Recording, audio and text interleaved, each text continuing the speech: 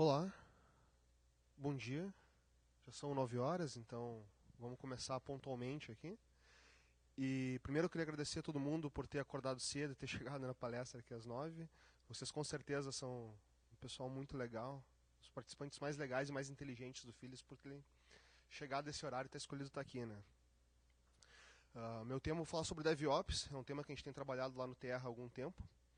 E mais focado no mundo real, então eu vou trazer experiências das coisas que a gente realmente faz lá, dos projetos que a gente realmente passou. Tá? Desde o início de quando começou esse movimento lá no Terra, e onde é que a gente está agora e onde é que a gente quer chegar. Para eu me apresentar, eu sou o Rafael Cirolini, vocês já devem ter lido isso no início da palestra. Eu trabalho no Terra há 8 anos, eu sou analista de suporte sênior, trabalho principalmente com as questões web do Terra, então a gente trabalha principalmente com o portal do Terra. Agora eu trabalho também um pouco com e-mail, e webmail, né, principalmente, né, que tá envolvido com web, e outras estruturas de entrega do Terra. Né. Quem quiser o meu contato, eu fico disponível para tirar qualquer dúvida, trocar qualquer bate-papo. Está o meu e-mail e eu tenho alguns artigos que eu publico no Medium, naquela mesma URL. Né. Eu pensei sobre essa palestra. Eu sei que o pessoal em geral, quando fala de DevOps, fica mais interessado em automação. Vocês estão me ouvindo bem? Só para. Tá? Ok. O pessoal fica geralmente mais interessado em automação, em ferramentas e tal. Mas é impossível falar de DevOps e explicar como isso aconteceu no Terra sem a gente falar de cultura. Isso começou lá em 2010 no Terra. Na verdade, a gente nem tinha ouvido falar de DevOps ainda. Né? Se tiver um pouco ruim de ler a palestra, está no aplicativo do Macadu. Vocês podem acessar ele e podem baixar a palestra para poder acompanhar também. Mas eu pretendo ir dizendo o que está escrito ali. Então, lá em 2010, eu já trabalhava no Terra fazia alguns anos. A gente teve um projeto chamado Real Time. Era um projeto bem ambicioso para a época. Nós queríamos poder entregar notícias em tempo real para os usuários que estivessem no site do Terra. A premissa era, se um site estivesse no Terra, um editor publicasse uma notícia, o usuário precisava ver aquela notícia no mesmo momento. E isso foi muito legal, porque ele surgiu no conceito de DevOps e talvez seja principalmente porque ele surgiu de um projeto de tecnologia. Não foi um projeto que o pessoal de produtos ou o pessoal editorial veio pedir pra gente. Tecnologia teve essa ideia, estava vendo alguns lugares fazer isso e falou, poxa, vamos implementar isso no Terra também. E se reuniu lá o pessoal de desenvolvimento junto com o pessoal de operação e começou a planejar como é que isso ia poder funcionar. Envolvia muitas coisas, tanto de desenvolvimento quanto do lado de operação. Então, na verdade, no Terra, esse foi o primeiro projeto de DevOps, antes de nós ter ouvido falar de DevOps no Terra. Né? DevOps como um movimento começou em 2009, tá? Então, em 2010 ainda era muito recente, até mesmo aqui no Brasil a gente nunca tinha ouvido falar. A gente ouviu falar alguns anos depois. Então, como é que aconteceu? Como é que eu estava explicando? Esse projeto, desde o início, lá, quando a gente foi planejar ele, como é que ele ia funcionar, a gente trabalhou em conjunto. A gente sentou numa mesa, todas as pessoas envolvidas, e vamos planejar como isso vai funcionar. O pessoal de desenvolvimento, o pessoal de operações, inclusive o pessoal de operações deu sugestões, a gente usou o Engix, que era uma coisa nova, que a gente nunca tinha usado, que geralmente o pessoal de operação ele tem, o pessoal de operação tem que manter o sistema estável, né? Em geral, ele não quer sugerir coisa nova, né? Ele quer usar coisa que ele conhece, coisa que ele sabe deixar funcionando. E o pessoal de desenvolvimento, como quer implantar novas features, eles querem justamente colocar coisas novas. Então, existe um balanceamento aí do que precisa ser feito. O projeto foi tão bom, tão legal, que ele ganhou o projeto do ano de 2011, tá? Nós fomos premiados, lá o Terra a gente faz uma premiação do projeto ano. Em 2011, esse foi o ganhador. E a gente mudou um pouco a forma de fazer notícia do Terra. Nós tivemos uma diretora de conteúdo que disse que agora, a partir desse projeto, o Terra podia fazer news, live stream news. Né? Ela conseguia colocar as notícias em tempo real para os usuários. Mas qual foram os benefícios, né, da gente ter trabalhado em conjunto desde o início daquele projeto? Né?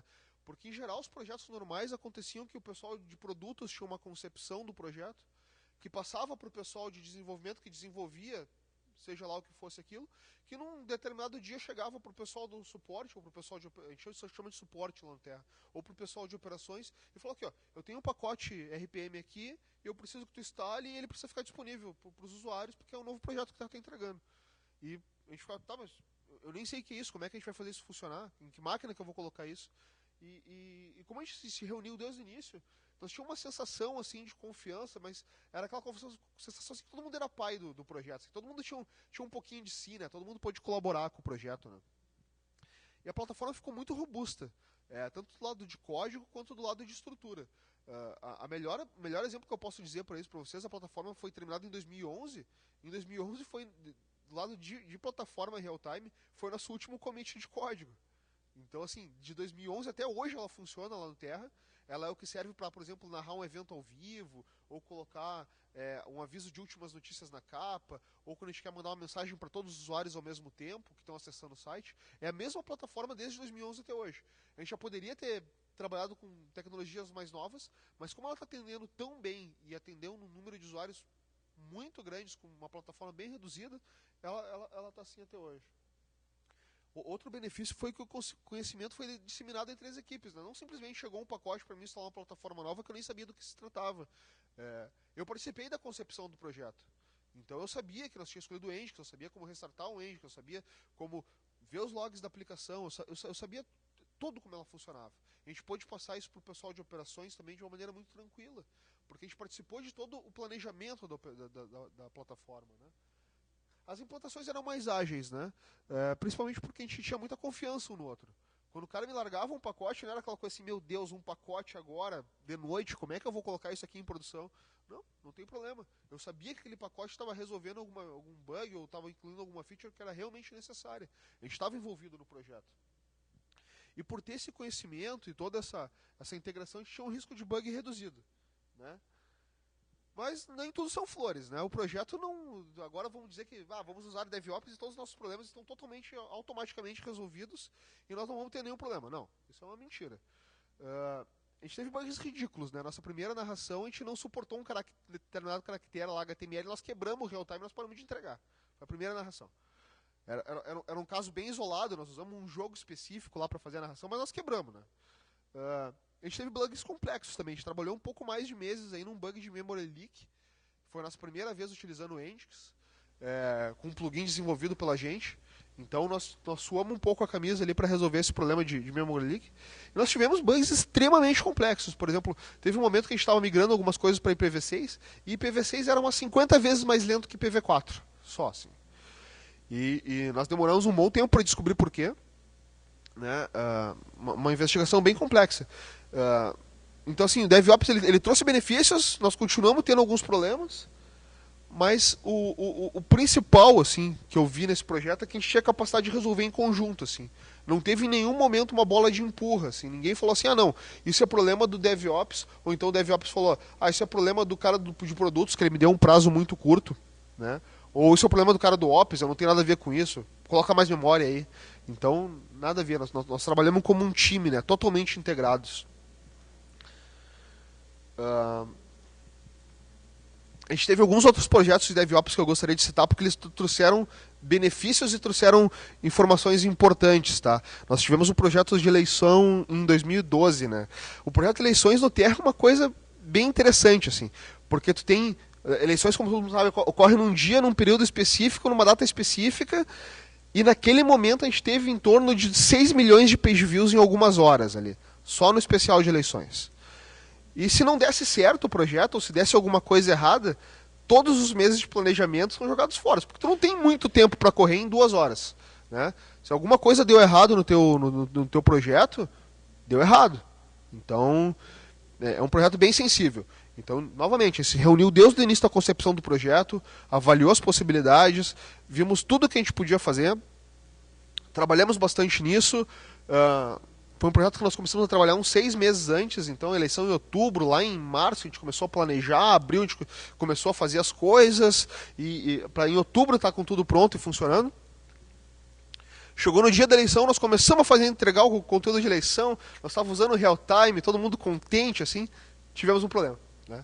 Nossas atualizações estavam demorando em torno de 10 minutos, né? Que são um troço muito real time. Mas, aí que aconteceu, aí que o DevOps foi importante, porque antes, nesse projeto, nós tínhamos falado assim, nós vamos usar o real-time, que é uma coisa nova, a gente não está tão acostumado em projetos de eleições, assim, usar o real-time. Tinha sido um projeto recente para nós. Então, o que nós vamos fazer? Nós vamos fazer o seguinte, nós se reunimos, o pessoal de operações e o pessoal de desenvolvimento, vamos fazer uma maneira de chavear para o sistema antigo caso dê problema, né? Caso a gente chegue lá. Foi uma ideia que surgiu entre a gente, assim. E Deus, boa, nós sentamos, pensamos como é que nós ia fazer o chaveamento, era um chaveamento que o suporte podia alterar caso necessário. né? Então nós chegamos lá, começamos a entregar eleições, tivemos um problema, ficamos entregando mal por um tempinho, fizemos o chaveamento, voltamos a entregar eleições e conseguimos passar o resto das eleições entregando super bem. Funcionou, né? Não tivemos nenhum problema, nenhum cliente reclamou. Poucas pessoas notaram que as primeiras atualizações a gente demorou um pouquinho mais. E se nós não tivéssemos tido essa conversa entre Dev e Ops e pensado, quem sabe a gente não faz uma maneira de rollback, vocês não nos ajudam nessa questão de desenvolver um sisteminha que possa chavear para o sistema antigo e eu tivesse disponibilidade de deixar o sistema antigo funcionando, a gente não teria tido essa oportunidade, nós teria sido um fracasso. Um projeto de 6 meses com bastante dinheiro envolvido lá no Terra. O novo portal é um projeto mais recente, é um projeto... Apagaram as luzes? Acenderam de novo. É um projeto um pouco mais recente e foi um projeto muito drástico para o pessoal de operações lá no Terra, né, pessoal de suporte. Porque desde o início da concepção do Terra, isso é assim com a maioria dos portais, tu entrega mesmo conteúdo para todos os usuários. Tu tem uma página que tem um determinado conteúdo, aquele conteúdo ele é entregue para todos os usuários daquela maneira. Essa é uma premissa básica de entrega. As CDNs funcionam assim, os servidores web funcionam assim. E em algum determinado momento chegaram para a gente falar assim, não, nós vamos fazer diferente aqui no Terra. Nós vamos entregar um conteúdo personalizado para cada usuário. Nós vamos ver as preferências do usuário, nós vamos ver o que esse cara mais gosta de navegar. Por exemplo, um cara que mais gosta de navegar em esportes, ou um cara que mais gosta de navegar em automobilismo, ou um cara que gosta de vida e estilo, ou um cara que gosta de política. E eu vou fazer com que as notícias de política e esportes, para ele, apareçam primeiro. Nós pensamos assim, nós temos de processamento nenhum, porque nós entregamos o mesmo conteúdo para todos os usuários, para começar a processar tudo que aqueles usuários falavam. Não tem jeito. Vamos sentar junto, reunião, vamos começar a trabalhar, vamos pensar o que a gente vai fazer. Foram meses de pensamento, a gente teve que buscar tecnologias novas em conjunto, a gente fez testes de performance em conjunto. Quando o pessoal de dev não podia desenvolver um teste de performance, eu desenvolvi algum teste de performance. Tá ótimo. Só me assustei. Eu fazia um teste de performance e quando eu não sabia alguma configuração que precisava ser feito no Endix ou em alguma outra ferramenta que a gente utilizava, o pessoal de dev ia junto com a gente buscou soluções em conjunto e, cara, a gente entregou com um sucesso muito grande, uma mudança muito drástica no Terra, muito drástica em qualquer portal, que é sair de uma entrega de conteúdo estático para uma entrega de conteúdo dinâmico, tá? E quando a gente fala de 50 milhões de usuários por mês, é um número bem grande para te fazer isso. A gente não fazia isso só para um país, a gente fez isso para todos os países onde o Terra atua, que é no Brasil, México, Estados Unidos, Espanha. Então foi uma coisa bem complexa e eu tenho certeza absoluta que a gente não teria conseguido resolver isso de uma maneira tão tranquila como foi. Tivemos problemas, nós tivemos que adaptar coisas na correria, nós descobrimos que nossos testes não foram tão efetivos, por exemplo, com o MongoDB, e no meio do caminho nós tivemos que inventar um main cache lá para fazer as coisas funcionar, mas a gente inventou junto. E quando veio o pacote do main cache, foi um pacote aos 49 minutos do segundo tempo, assim, com o jogo empatado. A gente falou, cara, a gente precisa marcar esse gol. Não tem problema, vamos fazer agora. Mas tá, é 10 da manhã, com todos os usuários na segunda-feira acessando o site. Vamos fazer, vai funcionar. Vamos funcionar porque a gente confia, a gente tem confiança um no outro. A gente precisa fazer. E uma coisa que... E foi fazendo essa apresentação para vocês que eu me dei conta que todos os projetos que a gente trabalhou com o DevOps, eles criaram artefatos tecnológicos interessantes a partir dele. Né? Eu vou citar alguns. O projeto Novo Portal gerou um cara chamado, que a gente chama de Includer lá no Terra. Ele é um gerenciador de arquivos estáticos. É o nosso cara que gerencia HTML... CSS e JavaScript. Tu pede para ele e fala assim, eu quero entregar a capa do Portal Brasil, e ele te diz assim, para a capa do Portal Brasil tu precisa desses JS e desses CSS. A gente não consegue mais pensar em trabalhar sem esse cara no Terra. Esse cara nos resolveu tantos problemas, como problemas de inspiração, problemas de teste em ambientes que não funcionavam, questão de front-end, e foi um cara que saiu de uma conversa durante a equipes envolvidas no Novo Portal. Um outro cara que foi o Commander, que foi um cara que a gente desenvolveu, a gente falou assim, mas a gente está num momento que qualquer teste de carga que a gente faça é inválido, né? Porque quando tá com 50 milhões de usuários, quem já trabalhou com teste de carga simulado, cara, sabe que é uma bela mentira para te conseguir se aproximar do número que tu precisa, né? Então a gente falou, não, a gente precisa de um teste mais real. Como é que a gente vai fazer um teste mais real? A gente tem um cara chamado Commander, E o Commander é um cara que ele tem a capacidade de fazer com que os nossos usuários, os usuários que estão acessando o site de terra, façam algum tipo de requisição para os nossos servidores, onde a gente consegue simular a carga dos usuários reais naquela plataforma que a gente está testando. Então foi um cara que hoje a gente super utilizado, a gente consegue fazer teste AB, a gente consegue fazer várias coisas com o Commander a partir dessa premissa que a gente criou lá no novo portal. E um projeto super recente, que também foi um envolvimento de DevOps, mais de ano, um projeto totalmente de tecnologia, que foi que a gente chamou de a capa em HTTPS. Né? Na verdade, a capa em HTTPS é um projeto bem maior, é um projeto bem mais maior, que envolveu muitas coisas. E, na verdade, ele começou a partir de uma viagem que eu fiz com um colega meu, o Guilherme Moser, que a gente foi para o Velocity, nos Estados Unidos. E a gente voltou meio pirado de lá, porque o evento tu volta meio pirado com performance, assim, tu volta bem enlouquecido. E ele é um cara de desenvolvimento e eu era um cara de operações. E a gente falou, cara, a gente precisa ir pro... Na época era o Speed, né? Não tinha o HTTP2 ainda. Nós precisamos botar o Speed, é muito mais rápido, vai funcionar muita coisa no Terra. Nós vamos ter muito mais possibilidade de fazer coisas, não vamos precisar mais CSS sprites, os arquivos vai funcionar multiplexação e tal. A gente começou a enlouquecer em cima disso, a gente começou a ter reuniões e começou a fazer um trabalho de muito formiguinha. Mas para mudar para HTTPS, eu tenho um monte de recurso que não funciona em HTTPS, né? Inclusive eu tenho um monte de recursos de terceiro que não funciona no HTTPS. Isso até gerou muita frustração na gente, assim, porque não dependia só da gente, deu um projeto de mais de ano, que muitas vezes a gente achou, cara, a gente não vai conseguir fazer. Não vai. Mas a gente continuou prevalecendo e continuou tendo conversa, não, mas acho que assim dá para resolver de tal maneira, assim a gente resolve de tal maneira. Então, assim, no Brasil, hoje, eu tenho orgulho de dizer que a gente é o primeiro portal com HTTPS. Você fala, tem o Yahoo, né? O Yahoo está em HTTPS hoje. Sim, mas eu considero o Yahoo um portal estrangeiro, vamos dizer assim, né? Mas entre os portais brasileiros, a gente é o primeiro a usar HTTPS em todo o portal. A capa é HTTPS, as publicidades são HTTPS, as imagens, os JPEGs. E com isso a gente implementou o HTTP2, que é um troço super novo, um troço que nós tivemos RFC ano passado. Ano passado? Esse ano? Ano passado, acho que foi.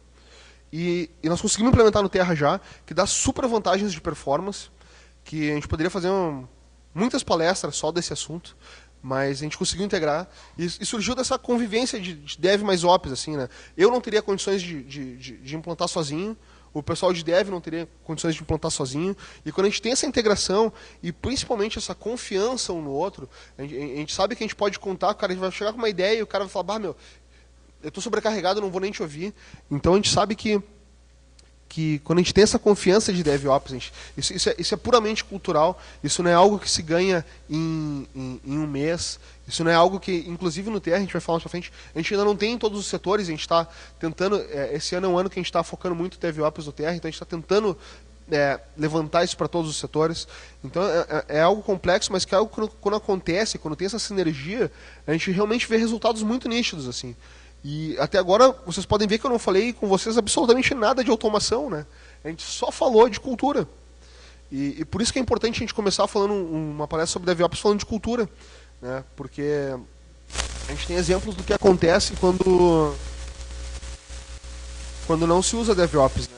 E eu acabo trabalhando com algumas outras empresas e a gente acaba conversando muito com outras pessoas. A gente acaba ouvindo muitos relatos, né? Relatos inclusive de terra, relatos de algumas coisas que acontecem.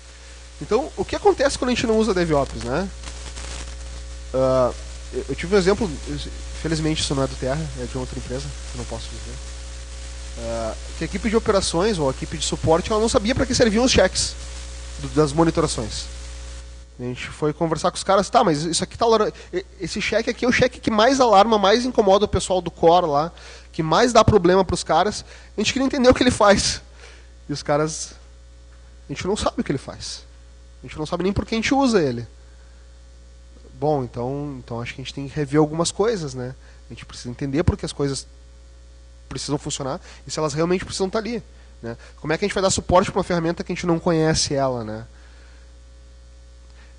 Esse foi ótimo para mim. Nós estava trabalhando, nós tínhamos algumas questões de licenciar uns Red Hat e tal.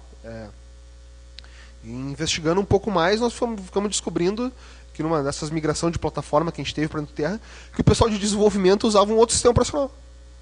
Mas, então por que a gente precisa de licenças Red Hat? Porque o pessoal de suporte usa Red Hat. E por que o Dev não usa? Não, porque o Dev usa outro sistema operacional.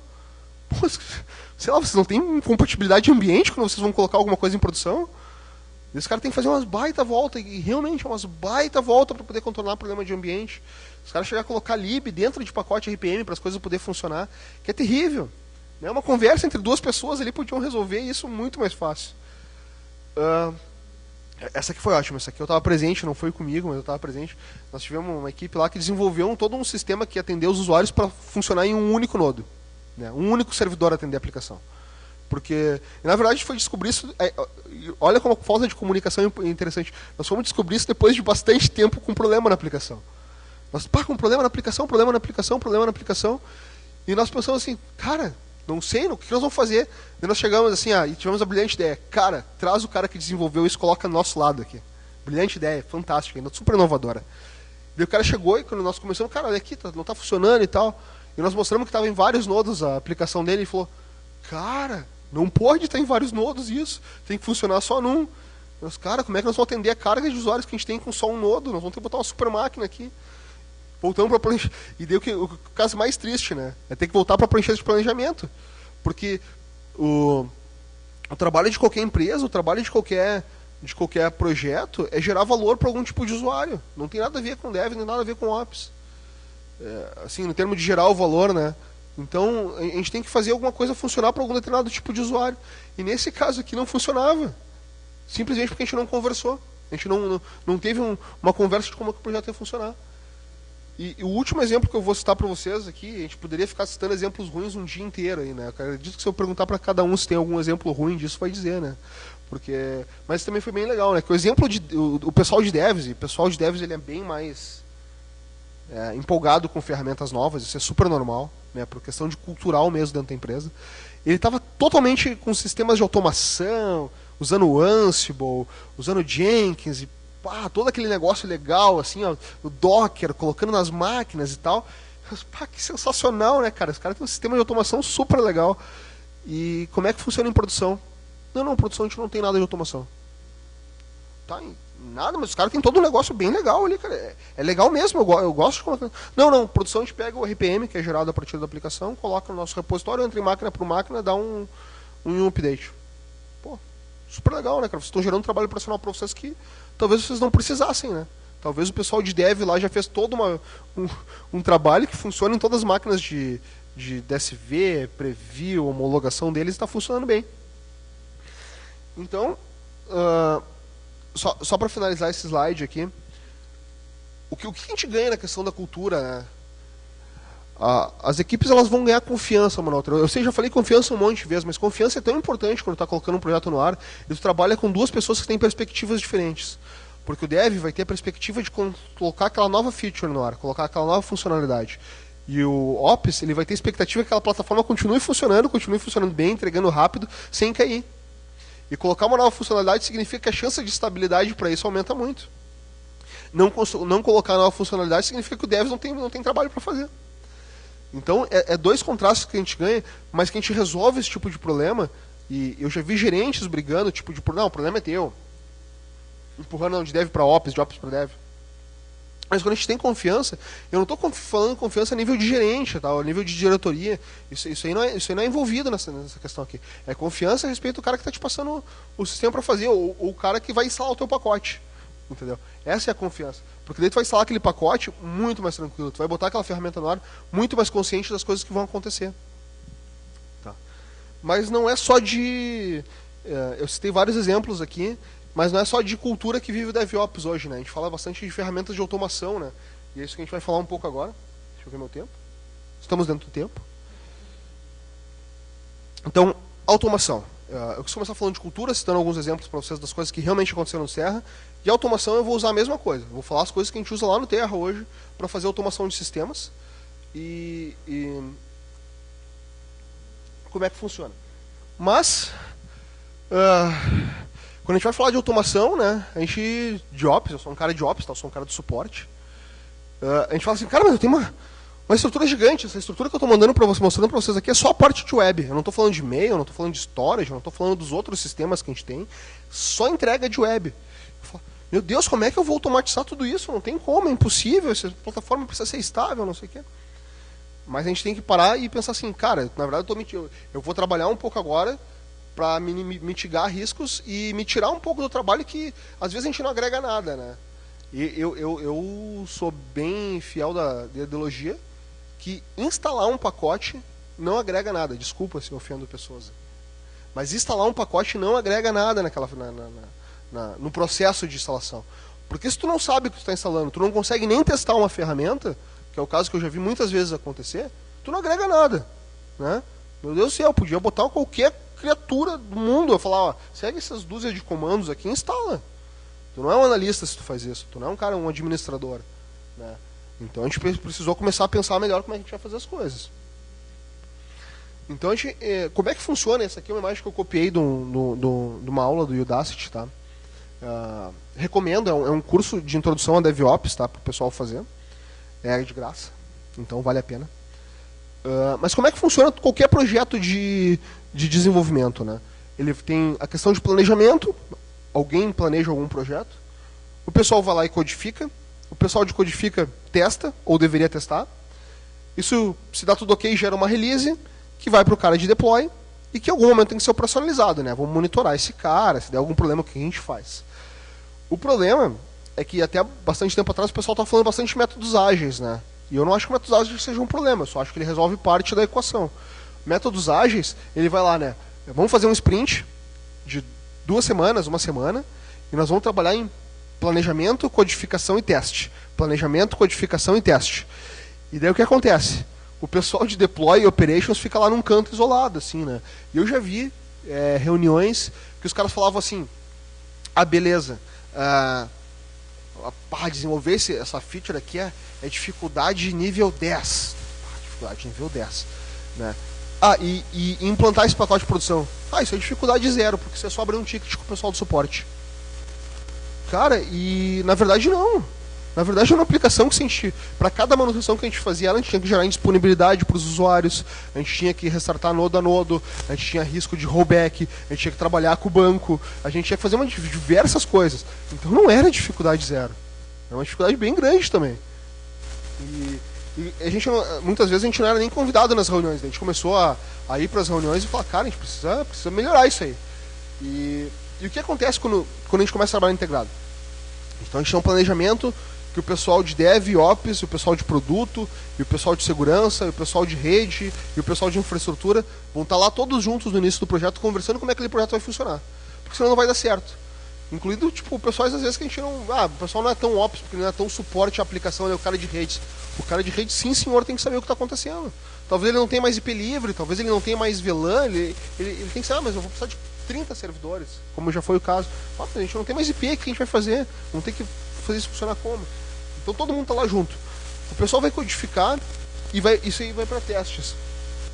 E nisso, os devs já vão estar com certeza muito mais envolvidos, mas na questão de testes, inclusive os ops podem estar trabalhando integrado com o pessoal de dev, para ver se não passou alguma coisa, se tinha alguma especificação que não foi seguida. Isso já não release. Né? Essa release vai para deploy e daí a gente tem o controle de fazer com automação ali e o pessoal de dev e ops testam junto o troço em deploy. Vão olhar junto os mesmos logs, vão ver junto se está tudo funcionando. E a partir disso, o pessoal de operações que esteve lá naquela reunião de planejamento já vai estar junto com a gente, já vai saber operar aquela plataforma, já vai saber caso der algum erro o que fazer. Então a gente fala que a gente tem muita automação de código para teste, de teste para deploy e muito mais automação em operações. E a questão da monitoração também, tá? Então a gente tem a questão de desenvolvimento ágeis, integração contínua ali na questão do código mais teste, né, e a questão de delivery com DevOps. O DevOps ele tem todo esse processo de automação, mas esse feedback contínuo entre todas as equipes em todo o processo do projeto, né, todo o plano. E muitas vezes vai chegar lá na operação, a gente vai receber um feedback tão importante que, cara, vamos voltar para a prancheta de planejamento e vamos ver como é que isso vai funcionar, porque não está funcionando. Bom, isso aqui é um pouco já do que eu expliquei. Então, uma imagem bem simples que eu fiz aí só para representar que no planning, se não está todo mundo envolvido, é um projeto fadado a alguns fracassos, assim. A gente pode ter certeza disso. que vai ser coisas que não vão estar funcionando, ou não vai ser aquela melhor especificação pro usuário, ou alguma coisa não vai funcionar direito, ou as pessoas não vão ter entendimento de como aquilo funciona. Como é que funciona a parte de coding mais teste hoje lá no Terra? A gente utiliza o Git.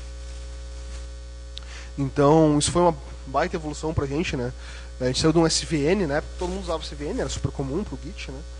E o Git nos possibilitou com que vários desenvolvedores conseguissem trabalhar no mesmo código sem atrapalhar uns aos outros. Se alguém aqui lembra como é que era na época da SVN, tu fazia um checkout da SVN na tua máquina, trabalhava e ficava, cara, pessoal, eu vou mexer nos arquivos tais, tá?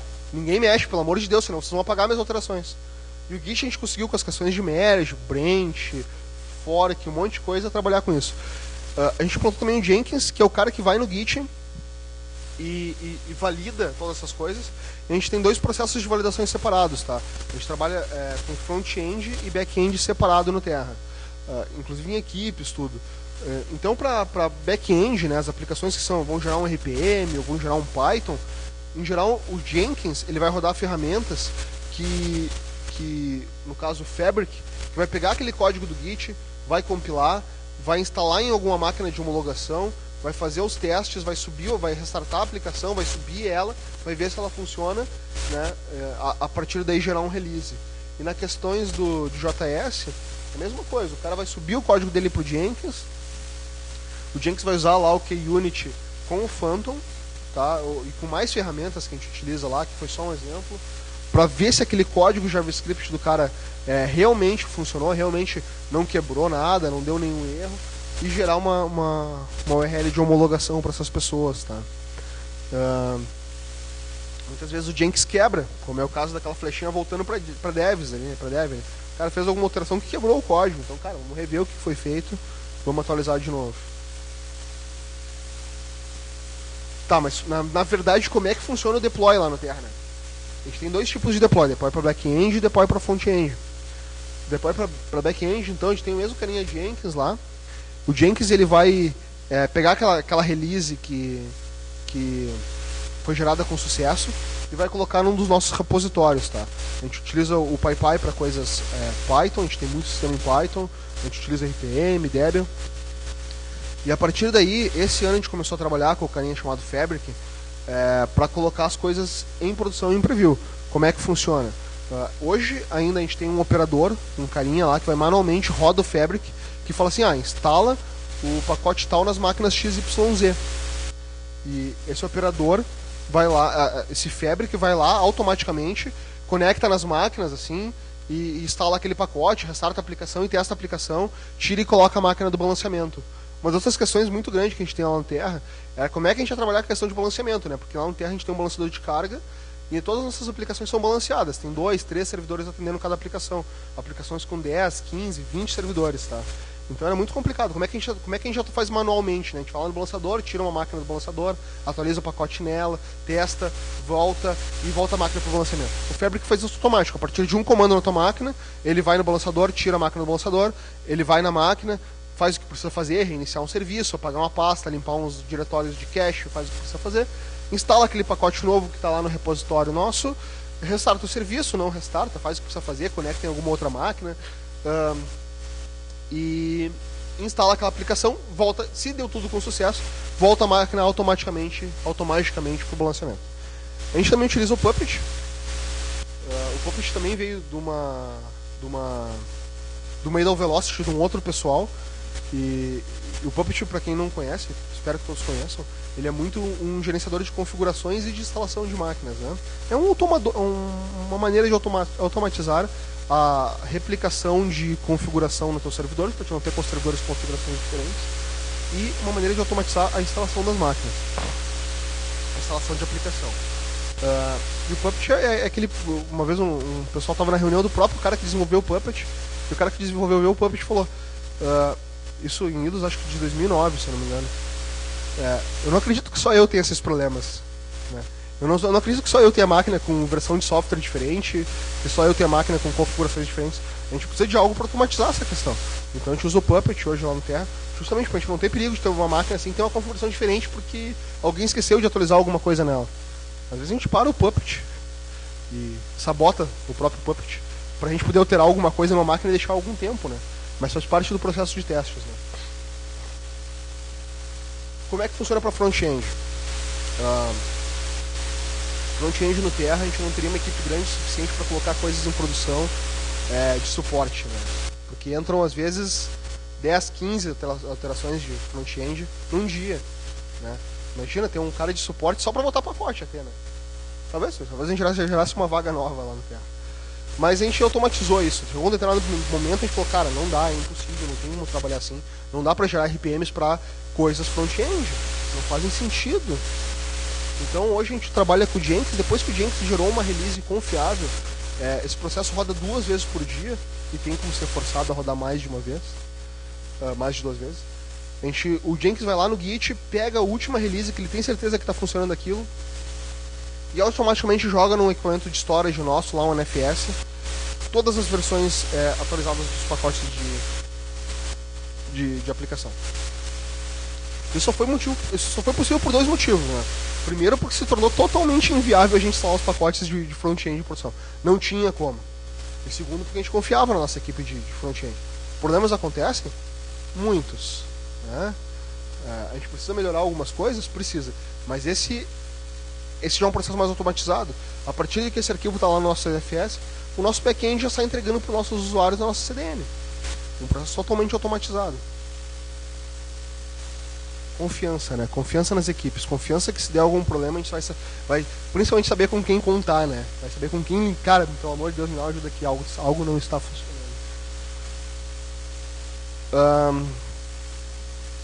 Questão de operações.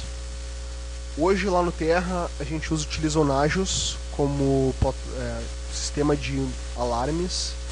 Então todas as nossas plataformas elas são colocadas no Nagios ainda de forma manualmente. A gente tem uma equipe de primeiro e segundo nível terceirizada no Terra, então a gente tem algumas coisas que a gente tem que respeitar. Por exemplo, abrir um ticket para novas plataformas. A gente está, inclusive, com equipes terceiras modificando muito isso nos últimos anos. Tá? Então a gente está conseguindo ter uma aproximação muito mais legal com o pessoal. A gente está, inclusive, não tendo mais essas barreiras. Cara, eu preciso de um ticket com SLA de tanto tempo. A gente senta junto com os caras, a gente sabe que cada vez que a gente senta junto com os caras, a gente consegue resolver. Então, inclusive, com equipes que às vezes não são da própria empresa, esse processo de DevOps funciona e funciona muito. Eu tenho certeza que perguntar para qualquer pessoa de suporte na Terra, dos projetos que a gente fez, que tinha um cara de operações, que era um cara de terceiro, que estava sentado do lado da gente, do início ao final do projeto, para dizer, cara, esse projeto foi muito bom com operações. Eu não precisei me preocupar com questões de, nós temos SLA com os caras, nós temos que abrir um ticket, nós temos que fazer uma coisa burocrática que às vezes demora mais tempo do que aquilo que tu quer fazer. Então, quando tu tá junto do lado do cara, às vezes tu consegue eliminar algumas coisas que às vezes é pura burocracia, né? Algumas coisas de burocráticas precisam ser mantidas, mas outras não tem necessidade, assim, não tem aquela questão assim, tão grande. E quando a gente tá junto, a gente consegue trabalhar. A gente tem um outro cara chamado Semon, que é desenvolvido interno do Terra. Ele é basicamente um CACT, tá? Ele serve para monitorar gráfico das máquinas. Então a gente tem como saber a cada implantação ou a cada desvio o que aquilo aconteceu. Mas tem um detalhe que eu quero falar de monitoração que ela ocorre muito no DevOps, assim, né? E, em geral, se um cara de Ops te falar, eu preciso, e eu já vi isso muito acontecendo, eu preciso monitorar uma máquina. Ok. Como é que a gente monitora ela? Bom, a gente monitora disco, load, CPU, memória e rede. Tá, beleza. E a aplicação? A aplicação é responsabilidade do pessoal de desenvolvimento. Tá, mas sério mesmo, né? Só monitorar a máquina. A gente é responsável pela máquina. Inclusive falando com alguns caras de empresas mais estatais, assim, isso acontece bastante, assim, né? Tanto que se a aplicação está com um problema, o cara fala assim, o cara de operações, estou entregando os logs para o pessoal de desenvolvimento para que vejam os problemas. Porque a máquina está up e o Apache está up. Sensacional, né? Lá no Terra a gente não tem essa cultura, então quando dá um problema a gente tem a cultura de sentar junto e tentar resolver aquele problema. E isso, o Semon e o Nagios, a gente não monitora só as coisas básicas, a gente também monitora as coisas básicas. Mas a gente também monitora a aplicação, a gente quer saber o tempo de entrega da aplicação, a gente quer saber se a aplicação está dando algum tipo de erro para o usuário, a gente quer saber se ela está entregando em tempo hábil, se o tempo dela aumentou, se o tempo dela de ida ao banco aumentou, se o tempo dela em alguma determinada aplicação aumentou. A gente ainda precisa melhorar bastante, principalmente em testes mais funcionais, ter testes que consigam simular melhor o nosso usuário. A gente está evoluindo com isso, a gente já tem um teste, principalmente para as questões de e-mail lá, que simula todo um fluxo de usuários rolando dentro da nossa plataforma, que é onde a gente está controlando o nosso SLA hoje. Então, algumas vantagens, né? Eu já falei algumas delas, eu vou citar algumas de novo. Então, através do Git mais Jenkins, vários desenvolvedores eles conseguem trabalhar no mesmo projeto sem atrapalhar uns aos outros. Cara, pode parecer super pouco, assim, mas é tão bom poder fazer isso. Assim, dois caras trabalhando no mesmo projeto, poder fazer um merge no final. E às vezes o merge dá errado, às vezes o merge funciona, mas já é tão mais prático do que ter que pedir pro cara parar de mexer no que está acontecendo. Através então de testes com KUnity e Front, a gente tem uma garantia hoje muito grande de que as aplicações que a gente está colocando em produção de front-end estão funcionando legais. Problemas acontecem? Sim, problemas acontecem, quebra, tem alguma coisa de lógica que não funciona, mas a gente já tem uma garantia bem maior, né? A gente tem uma segurança bem maior que a aplicação está entrando em produção. Agora um exemplo real do Fabric, que para mim é um dos exemplos mais legais de implantação. O Fabric é um automador de instalação, né? Um automador eu digo que o Fabric ele é um automatizador de jobs, assim, né? Ele é um cara em Python que usa uma libssh para executar comandos bash, comandos terminal em servidores remotos. Então ele é automatizador das coisas que eu faço, né? Me economiza tempo. Então um exemplo real que uma implantação que levava em média 2 horas, com um procedimento chato, vai no balanceador, tira a máquina, espera os usuários cair a conexão, restarta a aplicação, faz não sei o que, atualiza não sei o que, restarta não sei o que. 2 horas fazendo isso, num pool de 10 máquinas. A gente passou para 9 minutos. E não sou mais eu que faço. Agora está tudo operacionalizado com o pessoal é mais o pessoal de operações mesmo. Então, através dessa automação, a gente conseguiu que um processo muito lento, a gente está economizando tempo para a empresa, a gente está ganhando dinheiro com isso.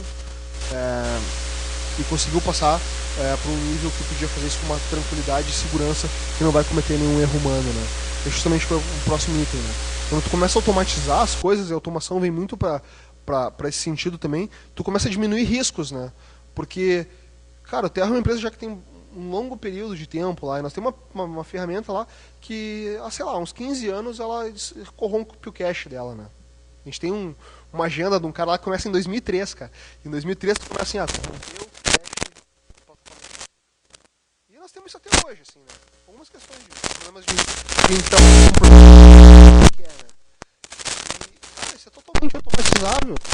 Era 15 anos. A gente já sabe muito de core salteado como fazer. Por que precisa alguém lá intervir nisso aí? E a diminuição de trabalho operacional, né? Quando a gente fala que a gente passa de 2 horas para 9 minutos numa implantação, a gente melhora a vida do nosso usuário, que a gente consegue ter tanto uma implantação quanto um rollback mais rápido, e a gente melhora a nossa vida, né? Então, como eu falei no início da apresentação, eu não creio que instalar um pacote gere algum benefício para a empresa. O cara instalar o pacote, tem um analista instalando aquele pacote. Eu creio que os testes que ele pode fazer, o conhecimento que ele tem daquele pacote que está entrando em produção, eu acredito que o saber o que vai acontecer agrega no projeto. O fato de instalar pode ser automatizado. Bom, mas onde a gente quer chegar, né? A gente falou bastante coisas que o Terra fez. A gente ainda não está no mundo ideal, acho que não deve ter muitas empresas no mundo ideal aí. E pelo menos o mundo ideal ele consiste que toda empresa tem uma parte muito grande com muitas coisas envolvidas em uma empresa como o Terra, que tem, sei lá, mais de 15 anos aí, né? Tem muito sistema legado, né? A gente trabalha com muita coisa antiga, a gente trabalha com sistemas operacionais mais antigos. Então, onde é que a gente quer chegar, né? A gente quer que o Jenkins mais o Fabric faça o deploy automaticamente de produção. Porque, se vocês virem meu desenho anterior, eu ainda falo que tem um cara operacional lá que ele executa o Fabric. Mas por quê? Porque quando nós comecei, foi uma ideia que a gente pensou lá, porque quando a gente colocou o Fabric em produção, todo mundo tinha medo, né? Quando eu falei assim a primeira vez, pessoal, vamos automatizar a instalação da plataforma Exact. A plataforma Exact no Terra lá é a plataforma que entrega o portal. Né? Os caras falam, cara, não tem como automatizar isso aí. Tá louco? E se der algum problema? Bom, se der um problema, a gente vai resolver. Da mesma maneira que a gente resolveria se um usuário estivesse trabalhando. A gente só precisa planejar processos que vão fazer isso funcionar. Então, a gente quer que em algum momento não tenha mais um cara operacional rodando um Python lá para atualizar as coisas em produção. Não tem mais necessidade disso. O Jenkins, a partir de um deploy bem sucedido, podia botar as coisas em produção. A gente vai usar um tipo de implantação em produção em pequenas escalas, vamos colocar primeiro para um percentual de usuário, depois para outro percentual de usuário. Claro, vamos fazer isso. Ninguém é inconsequente, ninguém está falando para te pegar um pacote que acabou de ser um release, que testaram rapidinho em preview e jogar em produção em todas as máquinas. Não é essa a ideia. A ideia é que tu faça as coisas de uma maneira consciente, mas que tu tire aquilo que não agrega valor do processo e automatize isso. Então a gente quer usar o Fabric para fazer deploy em todas as plataformas. A gente começou esse ano com o Fabric, a gente rolou um piloto na plataforma Exact, que era a plataforma que eu já estava trabalhando mais corrente, e em mais algumas plataformas, mas a gente tem muita plataforma lá para implantar o Fabric ainda. A gente quer também usar o Fabric não só para instalar coisas, né? A gente acredita que para muitas coisas, assim, tipo, cara, precisamos dar um restart na aplicação XYZ, ou fazer um chaveamento por algum motivo, o Fabric também poderia ser utilizado. Eu falo Fabric porque é o nosso caso, mas uma ferramenta de automação, um Ansible, um Bash Script, poderia ser utilizado para poder fazer esse tipo de coisa. Não é necessário que tenha alguém executando comandos máquina a máquina. A gente quer usar os Docker para resolver problemas de ambiente. E não me entendo errado, mas eu acho o Docker um cara muito legal, um cara que é muito bom, mas ele resolve um único problema no nosso entorno, no nosso ambiente terra. Ele resolve o problema de ambiente, que é o cara que o desenvolvedor vai usar o Docker para desenvolver naquele ambiente, e eu vou ter certeza que ele é o mesmo ambiente de produção. Então, isso é muito difícil de garantir, mesmo em linhas que as pessoas se falam muito. Então, o Docker a gente quer usar, e a gente já está começando a usar o primeiro piloto dele na questão de front-end, para resolver problemas de ambiente. A gente quer melhorar nos testes automatizados. A gente sabe que na pressa de fazer as coisas, os testes acabam ficando para depois. E a gente quer melhorar algumas questões nesse sentido. E a gente quer espalhar a cultura para toda a empresa. Principalmente que tem setores ainda no Terra que ainda não partilham de uma confiança, de uma integração tão boa com a gente. Então a gente quer que isso aumente e quer que passe para todo o Terra. É isso. Então, eu acho só o detalhe fundamental é cultura, é automação das coisas, mas as pessoas vêm antes de processos. Então, se a gente não tiver com a cultura bem alinhada e as pessoas confiando umas nas outras, a automação não vai funcionar. Ou vai dar problema, os caras não vão gostar. Mas agora entra direto em produção, os caras nem me avisam quando entra em algo em produção. Então, a cultura vem antes. Eu pensei bastante, por isso eu resolvi manter a cultura antes ali. Então, é isso, obrigado. Não sei se temos tempo. 2 minutos para perguntas. Olá.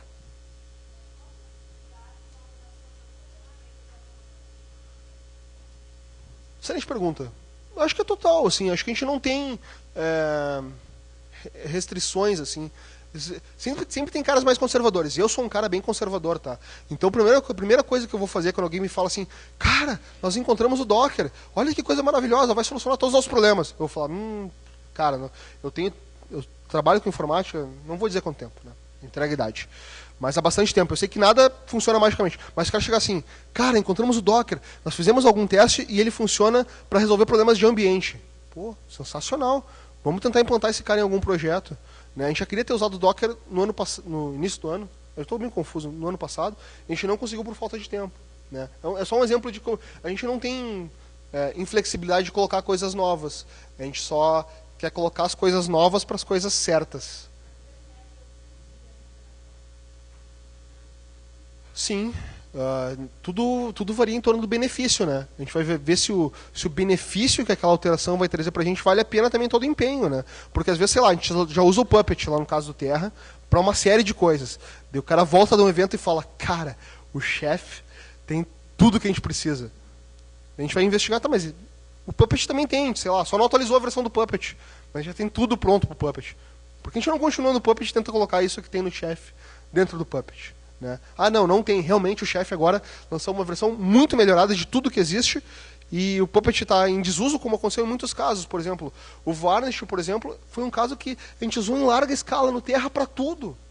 Mas o cara lá, desculpem se tem alguém do Varnish aqui, mas o cara é meio cabeça dura, o cara não quis implementar o Speed, o cara não quis implementar o HTTP2, o cara se demorou para fazer muitas coisas. E a gente precisava correr na frente. Então a gente implantou coisas novas, a gente foi atrás do Nginx, a gente foi atrás do Traffic Server para implantar isso em produção. Porque tinha benefícios que valiam a pena um investimento naquele cara. Tempo esgotado. Se alguém quiser conversar comigo rapidinho. Nós usamos o Nginx, o Varnish ainda em alguns casos legados, o Apache Traffic Server, caches como o Memcache. Mais alguma coisa? Acho que é isso. A gente tem bastante plataformas, tá? E, na verdade, das muitas plataformas que a gente usa, algumas usam uma coisa, outras usam outra. A gente está tentando fazer uma unificação delas, mas a gente vai chegar lá. Vou sair, senão corta o meu microfone, fica feio. Se quiserem falar comigo, eu vou estar ali na frente. Obrigado.